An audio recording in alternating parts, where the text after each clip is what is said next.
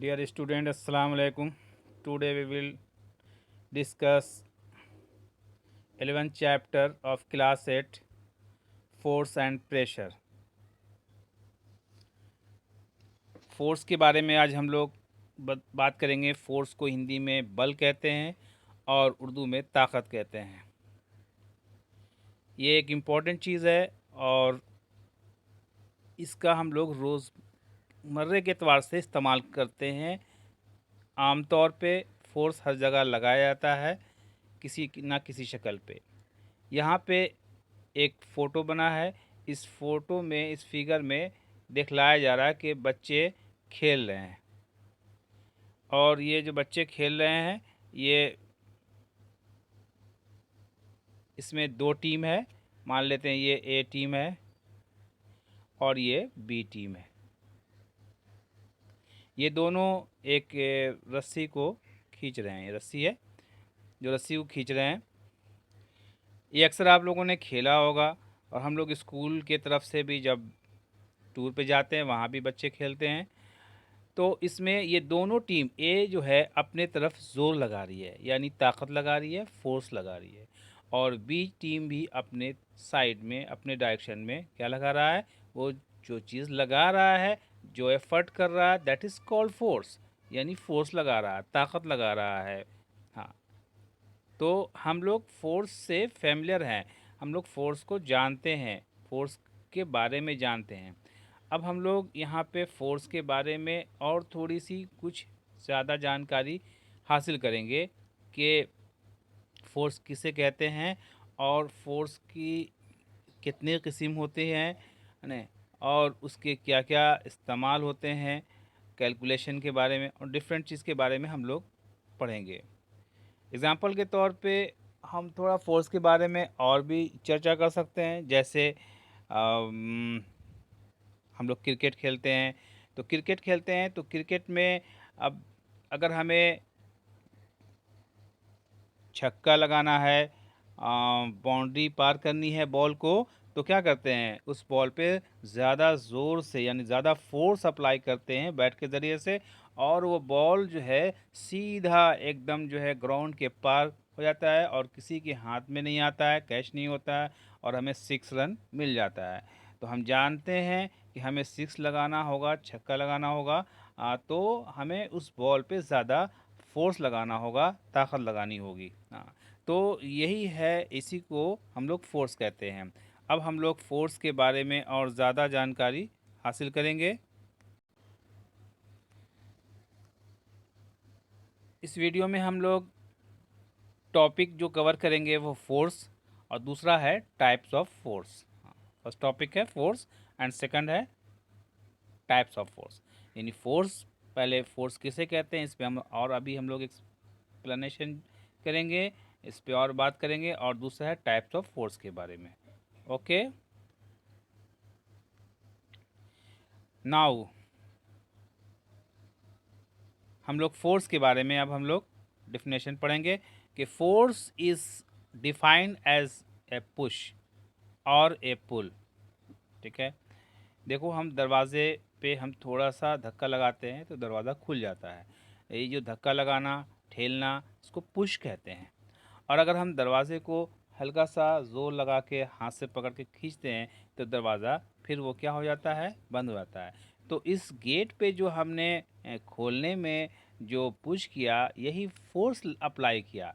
तो force apply करने का एक मेथड जो है वो पुश है और दूसरा मेथड जो है वो पुल है ना। तो उसके बाद आगे बता रहा है कि we can say force is a physical quantity. तो यहाँ पे एक टर्म आ रहा है फिज़िकल क्वांटिटी।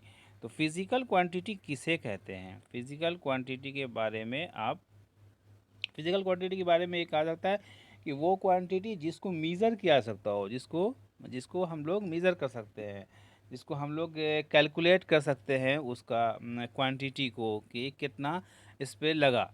बहुत सारी क्वांटिटी ऐसी है, बहुत सी चीज़ ऐसी है जिसको आम तौर पे हम लोग इस्तेमाल करते हैं, बोलते हैं, लेकिन उसको मीज़र नहीं किया सकता है। जैसे जैसे जैसे हमदर्दी, हमें आपसे बहुत हमदर्दी है, but it is not physical quantity because we can't calculate हमदर्दी, प्यार, लव, है ना, गुस्सा, है ना। ये सारी चीज़ें फिजिकल क्वांटिटी नहीं है, बट फोर्स फोर्स फोर्स क्या है, एक फिजिकल क्वांटिटी है। चूँकि हम फोर्स को कैलकुलेट कर सकते हैं कि फोर्स इस पे कितना लगा, कितना फोर्स इस पे अप्लाई हुआ।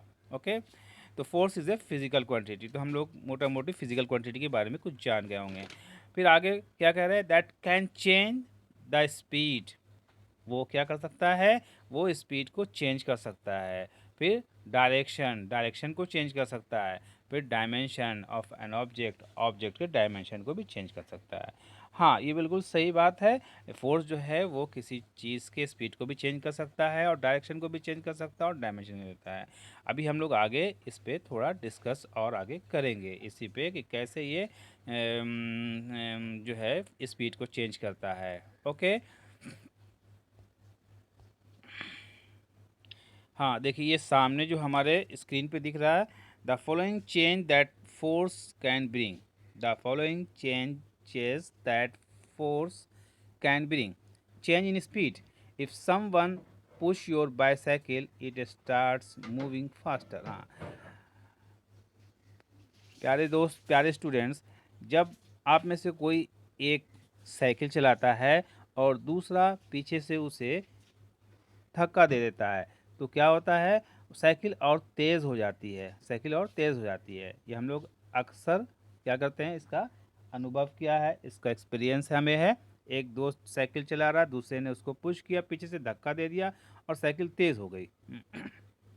तो ये क्या है, ये बता रहा है कि फोर्स क्या है, कि उसके स्पीड में क्या कर सकता है, चेंजिंग ला सकता है।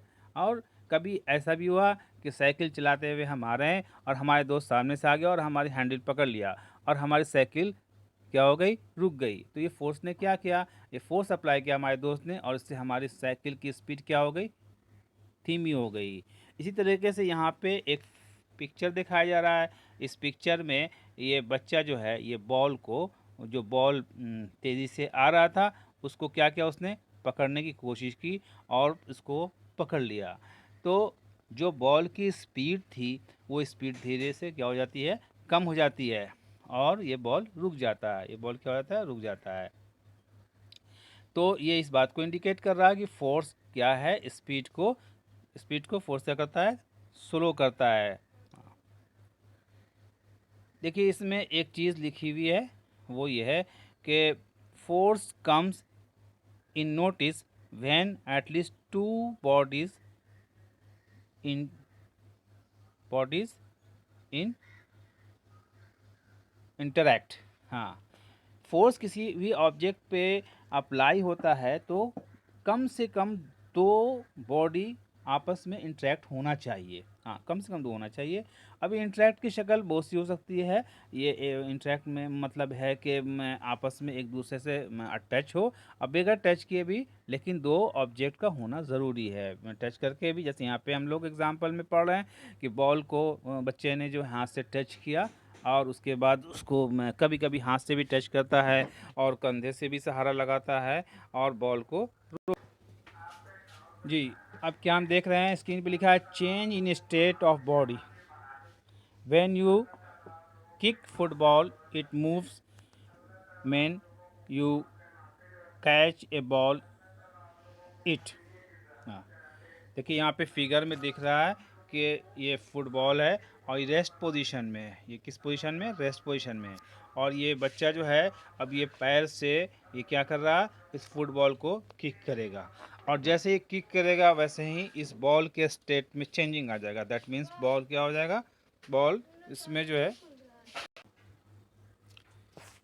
हाँ हम लोग देखेंगे जैसे ही बच्चा इस बॉल को किक करता है, इस बॉल के स्टेट में चेंजिंग आता है। मतलब ये है कि बॉल ये उछल जाता है और दूर जाकर गिरता है। तो ये जो है फोर्स इस पे अप्लाई हुआ और फोर्स ने क्या किया, इसके स्टेट में चेंजिंग ला दिया। ओके। फिर यहाँ पे नोट करने वाली बात है कि force come in notice when at least two bodies interact. यहाँ पे भी हम लोग देख रहे हैं कि जो फोर्स जो एक दूसरे पे अप्लाई हुआ, इसमें दो ऑब्जेक्ट का इंटरेक्ट हुआ, ये पैर का, लेग का और ये बॉल का। ओके। फिर हम लोग स्क्रीन पे देख रहे हैं कि लिख रहा है चेंज इन डायमेंशन। तो what is the meaning of dimension? Dimension के माने हुए shape and size, shape and size, shape and size, size. तो फोर्स जब किसी ऑब्जेक्ट पे लगता है तो उसके शेप में भी चेंजिंग लाता है और साइज में भी चेंजिंग लाता है। हाँ, जैसे यहाँ पे लिखा हुआ है व्हेन यू बोलो मेटल रॉड विथ हैमर, हाँ रॉड होना चाहिए था। तो रॉड, जब किसी गरम रॉड पे हम हैमर से क्या करते हैं, उसको पीटते हैं, ठोकते हैं, तो क्या होता है, उसका शेप चेंज हो जाता है, उसका शेप चेंज हो जाता है और साइज़ भी चेंज हो जाता है। इसका और दूसरा एग्जांपल भी आप देख सकते हैं कि आप लोग ये रोज़ाना सुबह ब्रश करते होंगे, और जब ब्रश करने के लिए आप लोग टूथपेस्ट इस्तेमाल करते होंगे। जब टूथपेस्ट के ट्यूब को आप जब हाथ से दबाते होंगे तो क्या होता है, तो उस पेस्ट के ट्यूब का क्या होता है, ट्यूब का शेप चेंज हो जाता है, ट्यूब का शेप चेंज हो जाता है। वो एग्जांपल है कि फोर्स क्या करता है, फोर्स उसके डायमेंशन को चेंज करता है। ओके, ये बात को हम लोग समझ गए। और इसमें भी ये नोट में ये बात लिखी हुई है यहाँ पे भी कि force comes in notice when at least two bodies intersect. Okay, जब हम अपने हाथ से ट्यूब पे फोर्स लगाते हैं तो फिर ट्यूब के डायमेंशन में चेंजिंग आता है। तो ये इसमें भी दो बॉडी आपस में कांटेक्ट होता है, एक मेरा हैंड होता है और दूसरा ट्यूब होता है। Okay, now change in direction, हाँ ऑफ कोर्स फोर्स जो है वो डायरेक्शन को भी चेंज कर सकता है, चेंज कर देता है। हाँ, जैसे हम when you hit moving cricket ball it change its direction, of course.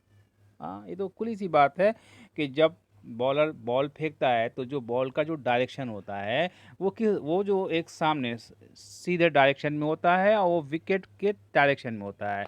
अगर बैट्समैन अपने बैट से उसके डायरेक्शन को चेंज ना करे तो सीधे हमारे विकेट को क्या करेगा, स्ट्राइक करेगा और हमें क्या कर देगा, आउट कर देगा। लेकिन हम बैट इसीलिए लेके खड़े रहते हैं कि उसके डायरेक्शन को चेंज कर दें, और हम बैट से उसको हिट करके उसके डायरेक्शन को चेंज करते हैं। तो हम तो हमेशा इस बात को मतलब एक्सपीरियंस करते रहते हैं, अनुभव हमें होता रहता है कि फोर्स क्या करता है, उसके मूविंग ऑब्जेक्ट के डायरेक्शन को चेंज करता है। यहाँ पे एक फिगर दिया गया, फिगर में क्या है कि गाड़ी चला रहे हैं और गाड़ी चलाते चलाते हमें अब क्या है, सामने कोई चीज़ आ गई या फिर हमें किसी रास्ते में बेंड करना है, मुड़ना है, तो हम क्या करता है, ड्राइवर जो है इसके स्ट्रिंग पे फोर्स लगाता है और फोर्स लगा करके व्हील के डायरेक्शन को मोड़ता है। ये फोर्स अप्लाई करने से ही क्या होता है, उस चक्कर मुड़ता है, स्ट्रिंग को घुमाता है, जिससे व्हील जो है घूमता है।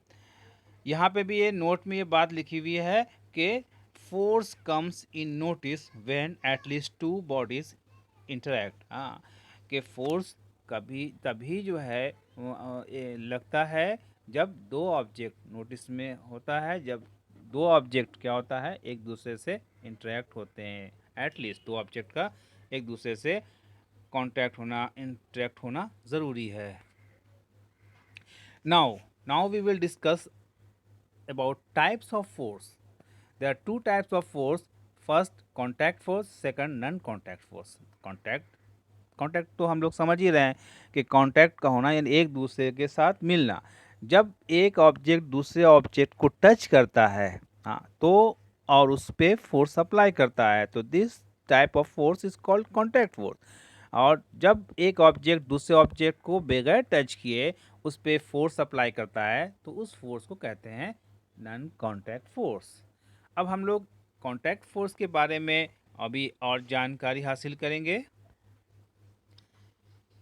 Contact force that act only when two bodies on physically in contact. हाँ, वो फोर्स जो एक्ट करता है when two bodies on physically in contact, physically एक दूसरे से कांटेक्ट में होता है। ओके, जैसे यहाँ पे एक फिगर बना हुआ है, बच्चा है और एक ट्रॉली को उसमें स्ट्रिंग बंधा हुआ है और उसको पकड़कर हाथ से खींच रहा है।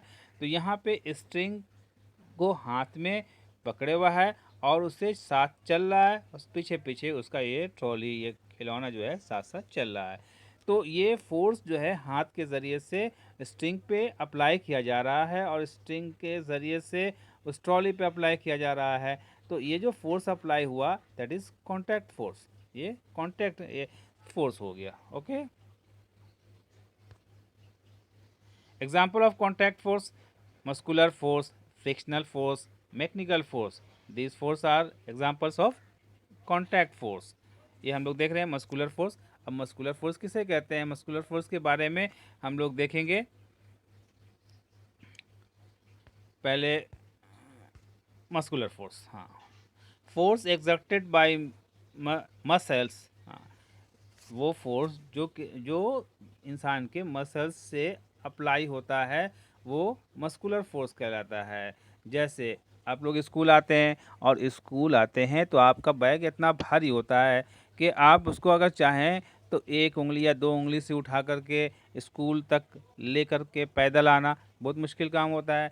तो क्या करते हैं, उसको आप अपने कंधे पे या पीठ पे उसको जो है टांग लेते हैं। ओके, आपके ये मसल्स से उस जो फोर्स, जो प्रेशर, जो फोर्स बैक के ज़रिए से अप्लाई होता है उसके वेट के ज़रिए से, वो आपका मसल्स उसको बियर करता है और अपोजिंग फोर्स अप्लाई करता है जो आपका एक उंगली या हाथ फोर्स को बियर नहीं कर सकता है। वो आपके मसल्स उसको क्या करते हैं, वो उसको बियर करते हैं। तो ये जो आपके मसल्स जो फोर्स एक्सर्ट करते हैं उस बैग को उठाने में, ढोने में, that force is called muscular force.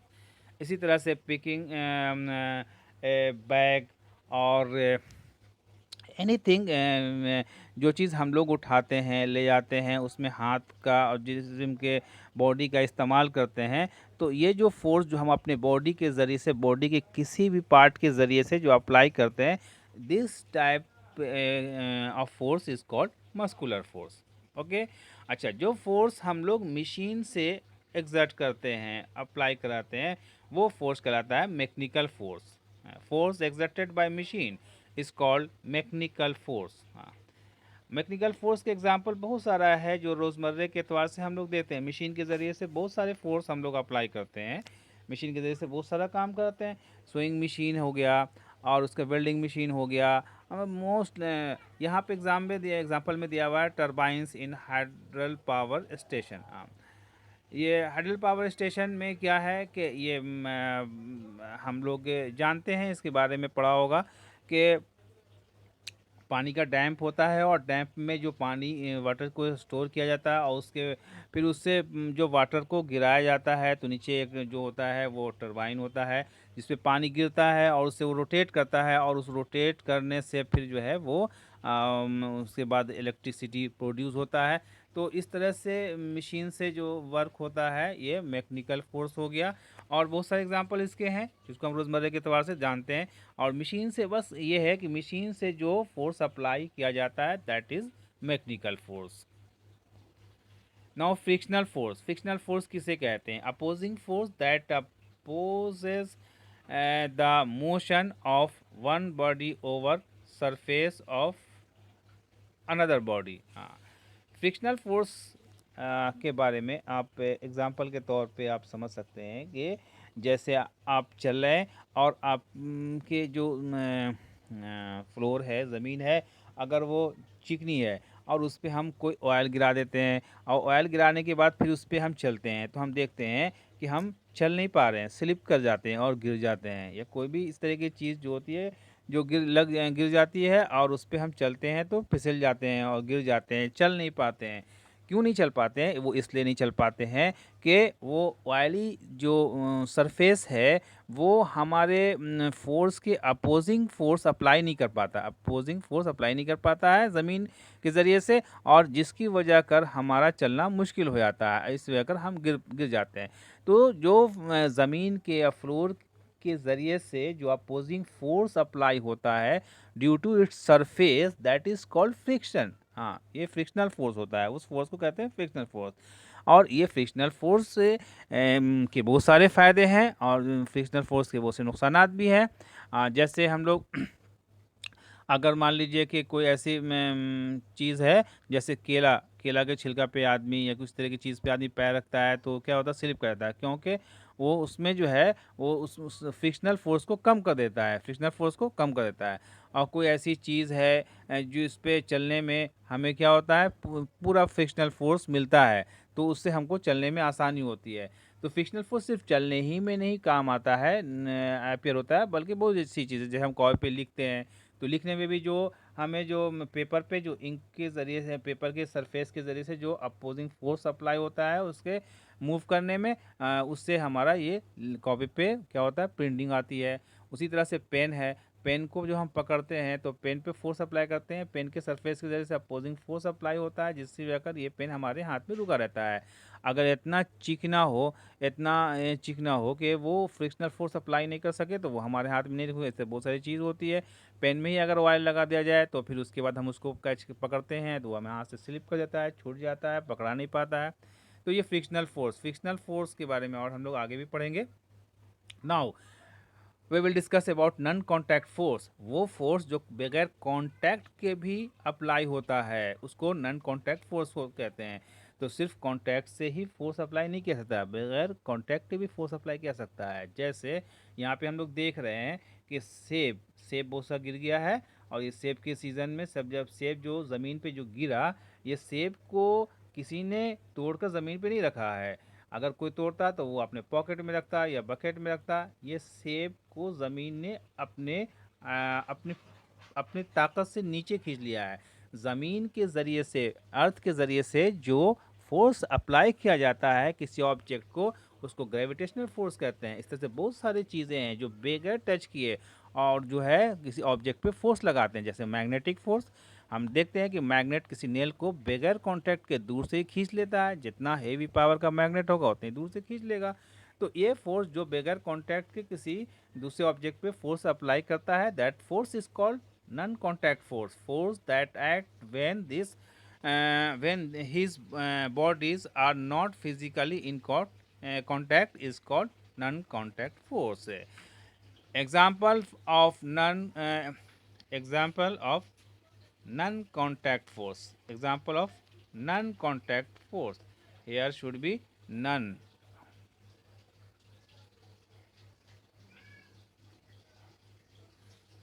contact force।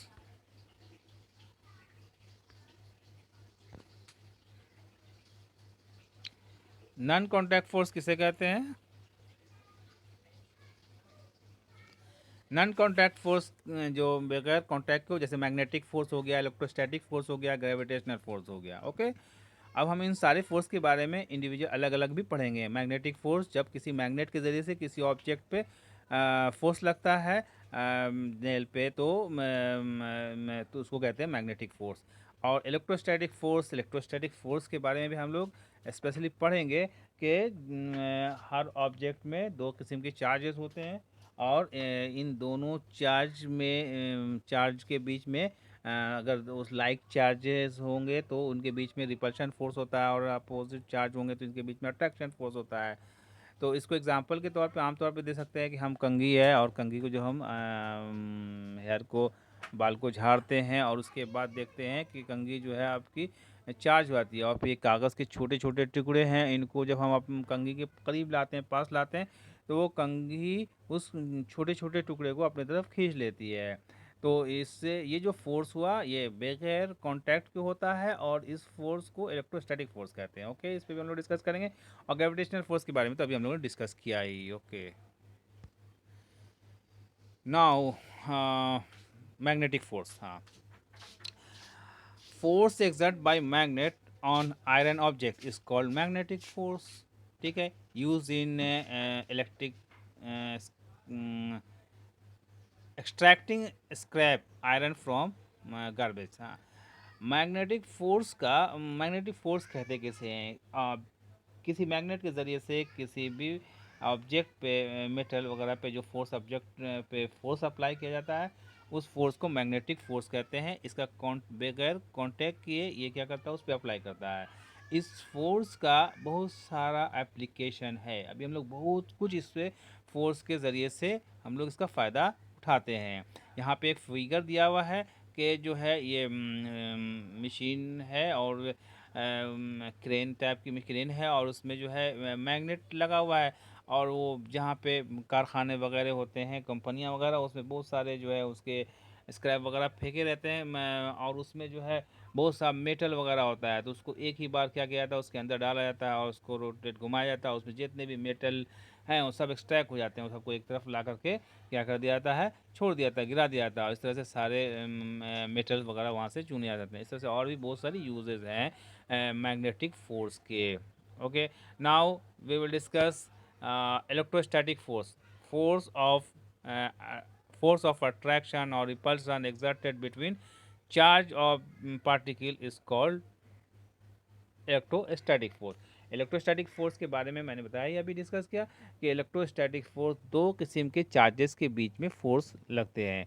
जिस तरह से हम लोग एग्जांपल के तौर पे मैग्नेट आपने देखा होगा दो दो मैग्नेट हो और दो मैग्नेट अगर दोनों अगर नॉर्थ पोल को अगर एक दूसरे के करीब करेंगे तो हम देखेंगे एक दूसरे को रिपेल करता है ठेलता है सटाना चाहेंगे आप नहीं सटेगा उसी तरीके से दो सेम चार्ज ऑब्जेक्ट होते हैं तो उनको भी अगर आप चाहेंगे सटाना तो नहीं सटेगा उनके बीच में रिपल्शन फोर्स होता है चार्ज कोई ऑब्जेक्ट कोई भी मेटल चार्ज कैसे होता है पॉजिटिवली चार्ज या निगेटिवली चार्ज वो एक अलग टॉपिक है कि किसी भी ऑब्जेक्ट को हम चार्ज कैसे करते हैं तो लेकिन चार्ज जब हम कर देंगे अगर उसको पॉजिटिव दो हम नेल को बना दे दोनों पॉजिटिव हो जाता है पॉजिटिवली चार्ज हो जाता है तो फिर उसके बाद उसमें रिपल्शन फोर्स क्रिएट हो जाता है और जब दोनों निगेटिवली हो जाता है तो उसमें भी रिपल्शन फोर्स क्रिएट हो जाता है हम लोग इसके बारे में अभी डिस्कस करेंगे कि कैसे चार्ज करते हैं और उसको हम लोग प्रैक्टिकली देखेंगे कि चार्ज ऑब्जेक्ट में कैसे रिपल्शन होता है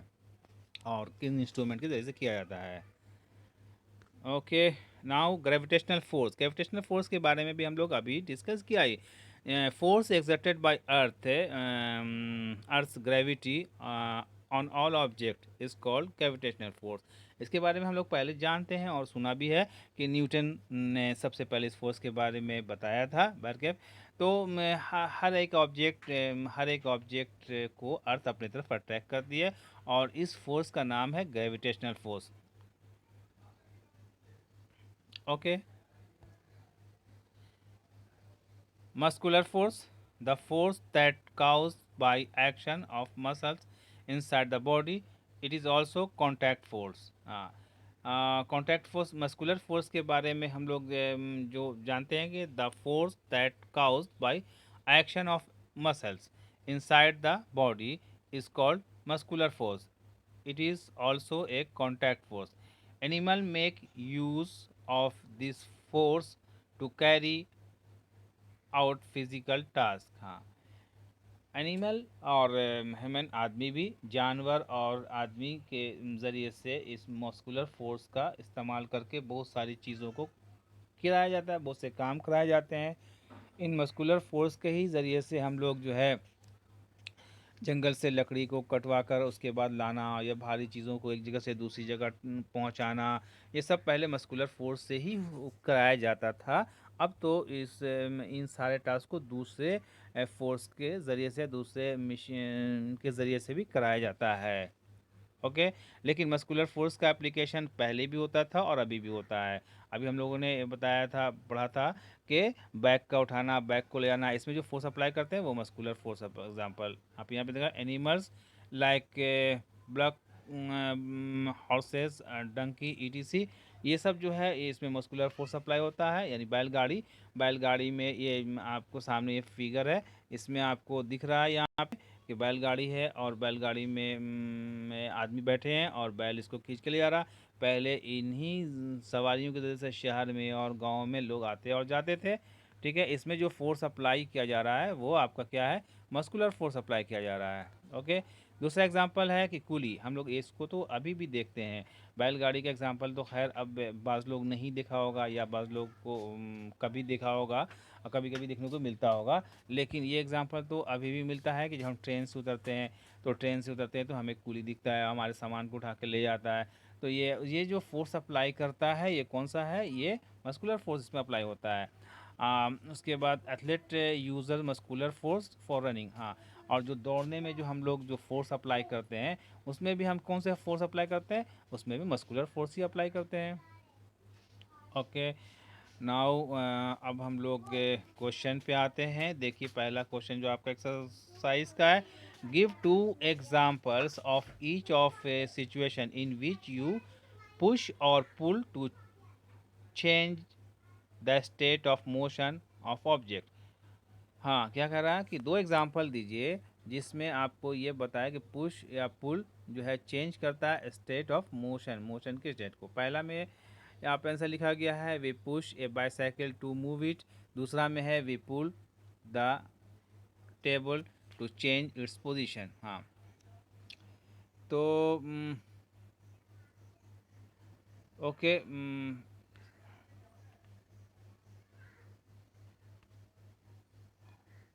name the forces acting on a plastic bucket containing water held above ground level in your hand. Discuss why the force acting on the bucket do not bring a change in its state of motion.